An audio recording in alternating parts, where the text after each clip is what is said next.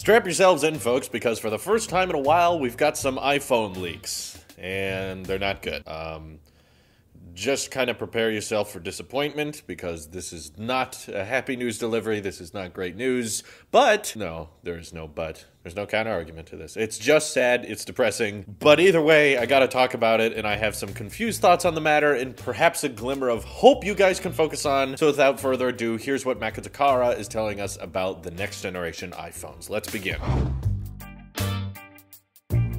So the bad news is that original iPhone leak with that ugly, weird-looking square camera bump on the back, Maestro is saying that design is going to be on the next iPhone, even though we had several analysts and reporters come forward and say that Cyclops design with the camera bump being somewhat small but more centered on the back in favor of that bigger battery. Now Maestro is saying he has sources on the inside, and he's had semi-reliable track record. For the most part, he's been pretty accurate, but as most analysts and leakers out there go, they're not always 100% accurate, so of course things here are subject to change. But we did get a tad more information on this as well. Maestro is saying that the triple camera setups will not just be available on the Max model. The triple camera setup, which we're all theorizing is going to be an ultra-wide lens alongside the standard main angle and telephoto lens we have currently, this will be available on both sized OLED model iPhones. So the 5.8-inch version or the 6.5-inch version, whichever iPhone you go with, you'll be getting those three lenses. But bizarrely, there's a little bit more of a twist to it. He's saying the only way you're going to get the triple lens setup on your iPhone is if you get the larger storage configurations, which opens up a whole new can of questions for me. Like, does that mean that the iPhone 11 is going to have dual camera and triple camera modes? And if you get the lower storage option, you're stuck with the dual camera, and if you upgrade to the higher storage options, in that case, you get the triple camera setup? That sounds overly complicated to me, and it doesn't exactly sound like something Apple would do. I know there's been instances in the past where they do a certain finish in a certain color, like the jet black iPhone 7. You couldn't get that in the 32GB model. In order to buy the jet black iPhone 7, you had to either buy the 128GB model or the 256GB model until much later, where I think once the iPhone 8 and 10 came out, then they started manufacturing a 32GB jet black model. But still, Apple's not completely against the idea of certain products having certain exclusive features for higher end storage modules, but usually it's something in regards to fashion, like that jet black color, or I guess you could make the argument in that case it's more of a status symbol, like, hey, I have more money so I can afford that jet black finish because it looks more luxurious and it looks a lot cooler than the standard metal back iPhones. Not necessarily I have more money so I can buy the higher storage option, which grants me access to another lens, another capability that other iPhones won't functionally be able to achieve. That doesn't sound as natural, and that also insinuates that there will be another 5.8-inch iPhone 11 or iPhone 11 Max that is cheaper because of the storage option being lower, but will only have two cameras on the back? That doesn't sound right to me, which is why I question the validity of this report heavily, and which is why I also want to remind everyone today, even though this leak is coming from a fairly reliable leaker, no iPhone design is 100%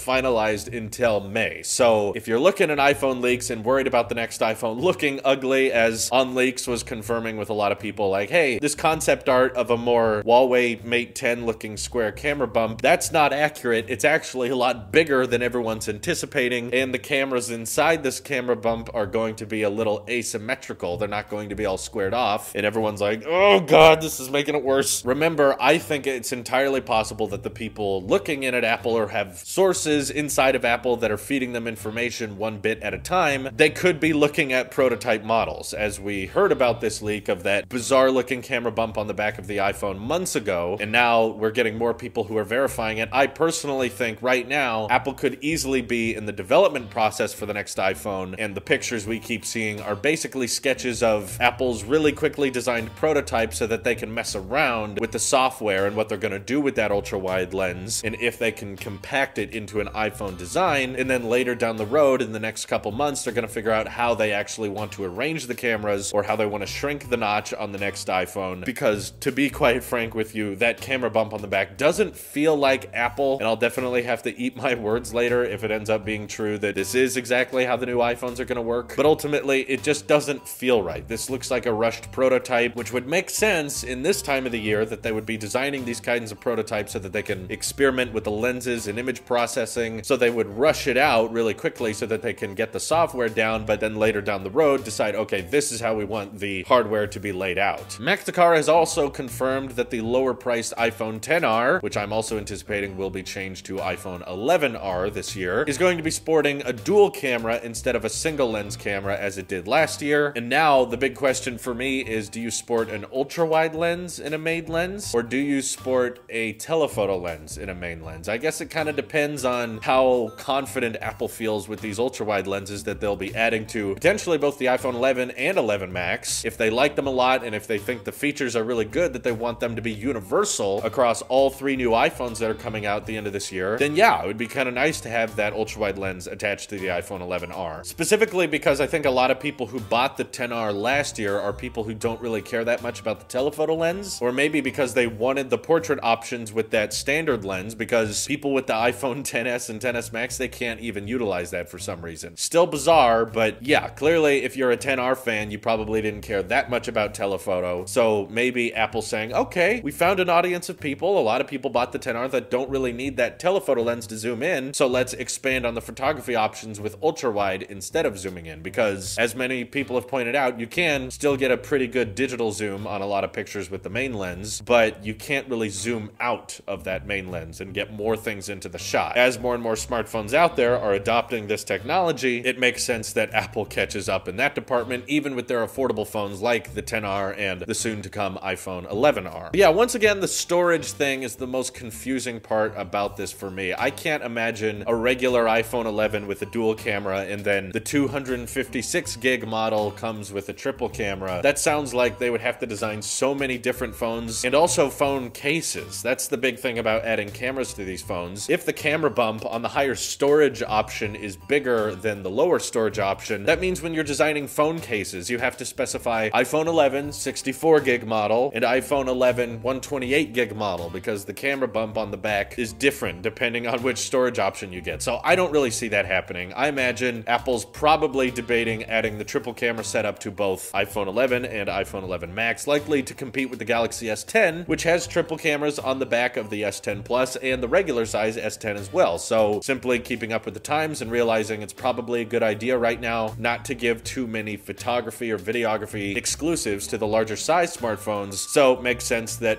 no matter which iPhone size you get all of those advantages between the pictures and the video and all 3 lenses to choose from. That makes the most amount of sense to me. I'm sure right now the iPhone's being developed. Apple doesn't even know for sure what the design is yet, so us trying to predict what it's going to be is a little bit unnecessary, and it's likely to change week by week. If you were to ask me if I think this is going to be the finalized iPhone design, I don't think it is, but of course, as anyone is reporting on this information now, we could end up being wrong. Don't expect to see leaks that are very accurate or very close to the finalized design until the month of May, because that's when Apple has to start entering the new iPhones into mass production. Basically, they have to finalize these designs by May, otherwise they're going to have to delay their smartphones, and given the sales of them haven't been very good, I imagine Apple's not interested in doing that. So, for the next couple months, you can't expect to see these weird prototypes or weird guesses out there, but once summer starts rolling around, maybe then we'll start seeing some designs that are pretty close to the actual thing, and hopefully it's totally different than what we're seeing now, because I think that looks bad. Personally, I'd rather go with the Cyclops design, but I know there's some of you weirdos out there that think the square design looks good. What is